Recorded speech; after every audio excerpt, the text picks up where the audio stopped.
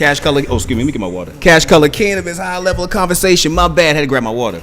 Back at it on LiveHipHopDaily.tv. Got my first guest in the building. Bronzo, what's good with you, man? What's up, buddy? How you be? Shit, man, I'm good, man. You know, I'm always interested in learning more about new rappers, man. And salute, man. I got a chance to actually get to know you over the last couple episodes because you pulled up, broke bread, broke a blunt with us, kicked it for a second, man. So, I'm very interested to get to know you more as a person, though, man. So, before we get started, I always ask, especially rappers, when you get up here, who exactly is Bronzo? Bronzo is a product of his environment, you know. I'm a straightforward artist. I keep everything real in my music. No snatch cap. You know, I'm straight out of Norfolk, VA. I just keep everything straightforward. That's why I can say who Bronzo is. Word, that's what's up, man. So how did Bronzo find his music path or find his path to music? Man, I've been making music since a jit. It's just I always had an ear for it, you know. Yeah. It's just something about music that always grabbed my attention. It was like my getaway at times too, you know.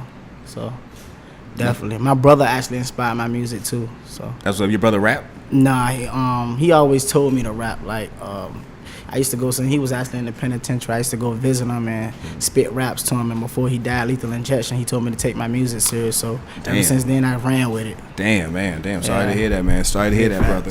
But I know you grew up in Norfolk. And Norfolk, yeah, nah, we ain't gonna do this right now. I know you grew up in Norfolk. I know this, man. Virginia's an interesting place, especially with music. You know what I'm saying? Because I think you get bypassed a lot with the music. But before we talk about that, speak to us about growing up in Norfolk. Like, what was the rap scene like growing up there? Like, was it bigger than Norfolk State? You know what I'm saying? Of course it was. There's a lot of competitiveness going on back home.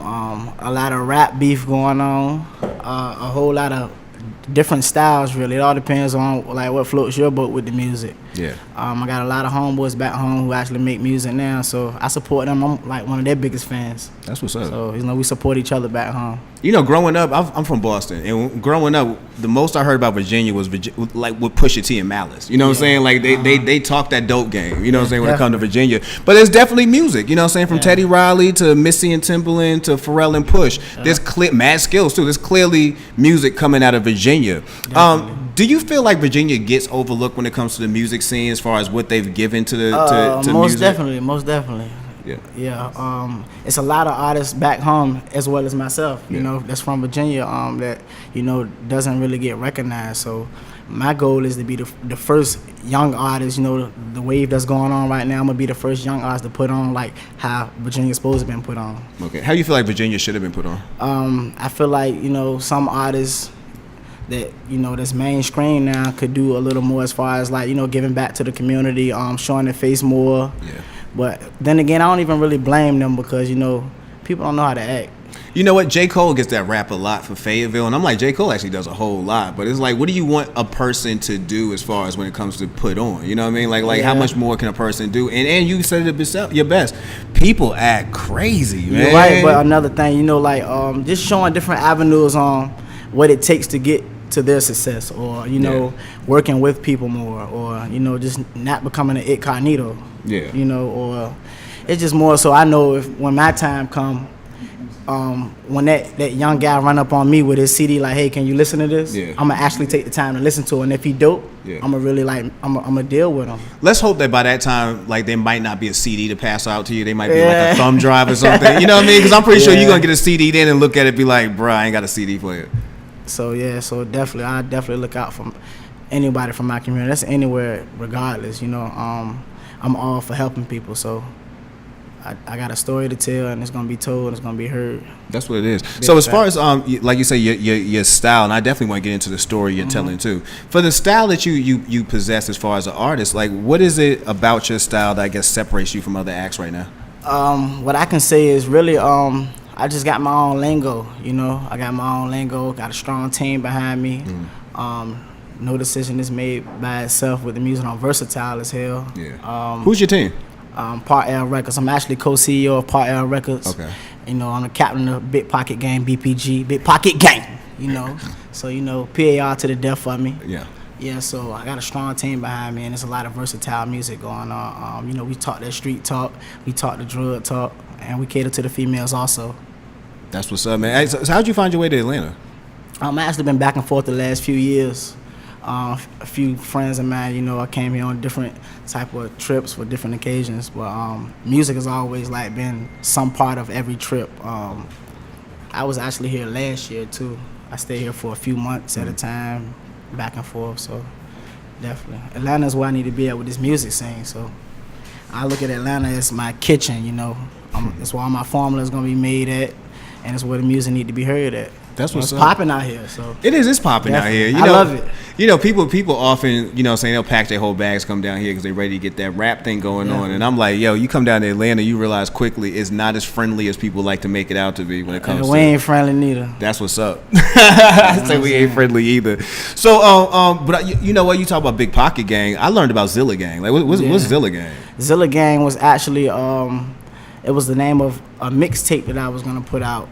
I think we already put that out there. Yeah, we already put ZillaGang out. Zilla is my nickname. You know, they call me Bronzo, Bronzilla, Zilla, back home in my neighborhood. So, you know, I scream that on almost every song. Hey, shout out to Kayonce. She yelling it out too. Yeah. Bronzo, BPG for life. What up, Key? Yeah, definitely. So, ZillaGang it's just my brand. It's what I'm pushing. I'm gonna yell it out. I'm gonna have that as like a tag on every song, like ZillaGang. You know what I'm saying? That's what's up. Definitely. That's what's up. Who were some of your inspirations coming up? Like when you was listening to music, was there anybody who kind of piqued your interest that much? Yeah, definitely. It was always Tupac. He's one of my favorite rappers. Lil Wayne.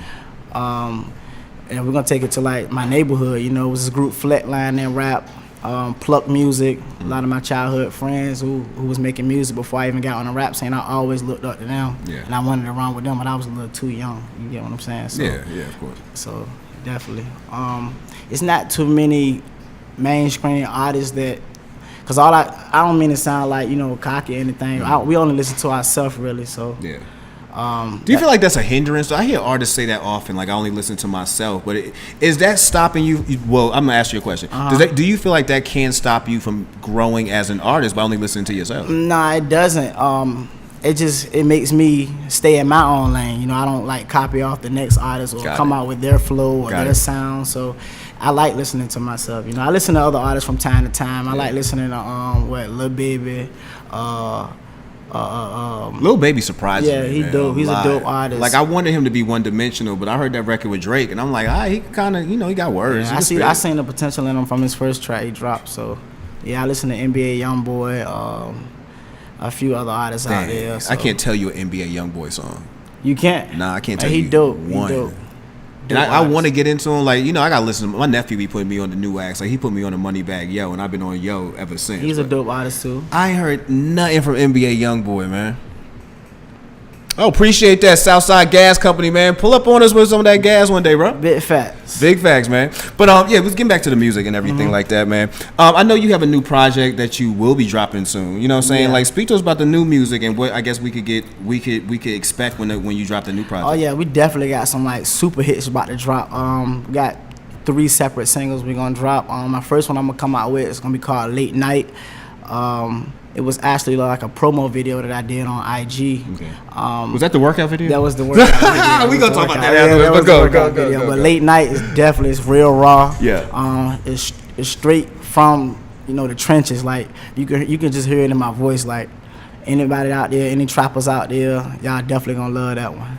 Yeah. Big facts. The Late Night video is funny to me for so many reasons, especially when you explained to me how it worked, how it came out. Yeah, because I was like, when I first saw the video, I'm like, all right, so these chicks, they working out. They clearly like are working out. My man's in some jeans and just took his shirt off. Like, how did all this take place? Actually, we just winged that. Actually, there was actually some strippers from Kentucky. I think. That's what's up. Yo, strippers hold you down. So I think her name was Cache or something like that. Cache. Okay. So yeah, they had came through or whatnot, and we was actually already about to start shooting. So we was like, they already was like ready, like just for anything. So we was like, just go to the gym, get a workout scene. We ain't never did nothing like that before, you know. Yo, shout out to strippers, man. I love strippers. Man, don't you? You got to, especially if you come down south in Atlanta. Like, you understand that strippers actually provide so much to the economy. You know what I'm saying? Like there's a lot strippers get to give to y'all, man. Don't ever discount. I like the hustle too, you know.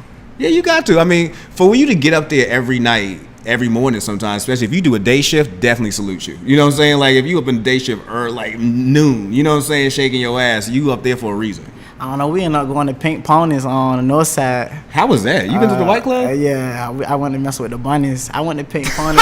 Me and Gang went on the Pink Ponies by like 2 o'clock in the evening. We actually got lost though. We was on the turnpike. Yeah. And we ended up getting lost. We got off on the wrong exit, and when we got off, we seen it, and we just like, let's go up in there. How was it? We stayed in there. We ain't leave about 3 in the morning. And you went like 2 in the evening, yeah, man. Bro, you know, I always laugh about, because I feel like, and I'm not trying to be, you know, throwing up a race card here, but it's just definitely about a race. Yeah. I feel like white strippers do not have to put in as much work as black strippers. Like, I've been to a white strip club, they could touch you on your shoulder and that'd be $20. You know what I'm saying? Like black chicks gotta be doing backflips, like they gotta be doing all kind of handstands and stuff just to get a $1 bill, boy. I mean, they all do the same thing to me, so you know. Entertainment. That's what's up. That's what's up, bro. Big fat. So I know you said you got a new project coming out. Do you have an exact date for it? That one's gonna be dropping? As of right now, we don't, but I know it'll be between the visuals and everything will be ready between the middle of the summer. Yeah. So we might just shoot some scenes. We got a pool party we throwing actually too. So we might. Is it gonna be a real pool party like one of them impromptu like the video? It's gonna be an official pool party. Okay. We're gonna get a lot of B-roll going on too. Word. Just us just living, having fun like we do on like day-to-day basis. So bro, I might have to pull up on y'all, man.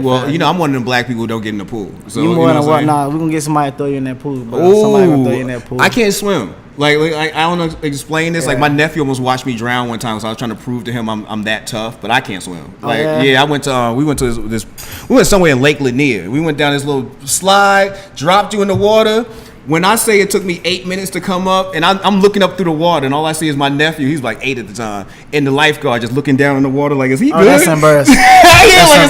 Is he good? And I'm just in there dog paddling all the way up to the top, like, yeah, I'm good. Let's do it again. Oh man, you got to be that way for young people though. You know, they be watching you and shit. Like, I don't want to be a sucker for him. Like, I mean, clearly I can't swim, but I also will try. It turned out that you still embarrassed yourself. Hey man, but look, you know what? Sometimes you got to play the shade. Yeah, sometimes you got to do that, man. You got to play the shade sometimes. Sometimes you got to be Uncle Phil for some people, man. Yeah. Big facts. That's what's up. So, for those who don't know, you know, saying how to get in touch with you, or they ain't hip to you on social media, let them know how they can find you, bro. Oh yeah, you can actually Google me. Just type in Bronzo, but you can follow me on IG, Bronzo BPG. That's BRONZO. BPG is all together. Big Pocket Gang. Hey, is the workout video? I know I called the workout video, but something else. What's it called again? Golly, but is that video on YouTube yet? No, we didn't put. That was just like a promo video that we actually did for the late night song that I'm about to release. It was just promo. Late night, it's good. My bad. Yeah, it's for late night. It was just a promo. Okay. Shout out to Beso Beats too, man. You can follow him on IG, Beso Beats. He a dope ass producer. That's what's up, man. You know, right now Virginia is kind of jumping because Pusha T kind of he broke the internet last week, man. How you feel about that whole beef, man? You feel like I knew that was coming too. How you feel about that? You think Push got a one up on Drake? I mean, really, I just like the whole competitiveness anyway. Like that's real rap for you. You know, a lot of people ain't doing it no more. And I watched the interview actually when they asked him like, you know, if you see him in the streets, is it on site? He said you see them guys all the time. They see each other all the time. I was about to say clearly. Yeah, it's really just like a music thing. Yeah. So it's good though. But Drake, he's a dope artist also. So you know they just dope in their own ways. Two different styles. I don't think Drake is dope no more. I think Drake really out of gas. I thought he's been out of gas about a year and a half now. As far as music wise, yeah, I think he's out of gas. Now he's a dope artist to me. Push is also a dope artist. They're just in two different lanes, and them clashing like that, you know, it got everybody buzzed out like. You know, waiting for the next response. So yeah, well, we're gonna be waiting clearly because Drake ain't got nothing for us. That's what you think. Drizzy, I don't think Drizzy got nothing for us, man. I think that shout out to Pusha T though, man. I think that boy even out of gas. Shit. Hey, can somebody go to the door? E1 is on live trying to ask us to open the door for him. I mean, actually, I'm about to take a break in a second, son. So I'll come down there and get you in a second, man. Oh, you got him? Cool. Appreciate it. Lou gonna come get you, E. Hey, actually, real quick question before we do get out of here, man. Somebody wants to know, do you battle? South to Southside Gas Company. They want to know, do you battle? No, I'm actually not a battle rapper at all. I like watching battle raps. Like, I never been to a battle rap, but I would love to go to one. It's just something that I don't do. I never really even tried to battle rap. Maybe if I put my mind to it, I could do it. Now, that's what's up. You know, a lot of people don't anymore. Like, battle rapping at one point was a thing. You know what I'm saying? Like, that's what people did. I like the double team battle raps. You know what I'm saying? Honestly, 2-on-2. I'm a fan of Queen of the Ring. Like, I ain't seen a good Queen of the Ring in a while, but Queen of the Ring was my shit. Like, I love watching. I like women, period. But women rapping for some reason, like really rapping. Yeah. Man, look, I was in love with a couple of them. Like, yo, y'all doing y'all things. Like, I love this. Love watching women do their things, man.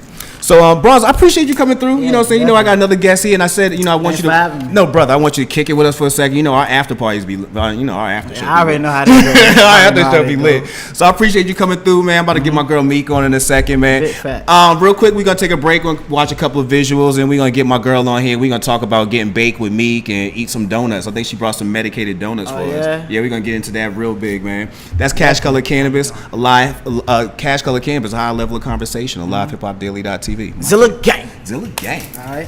Thanks for having me. No doubt.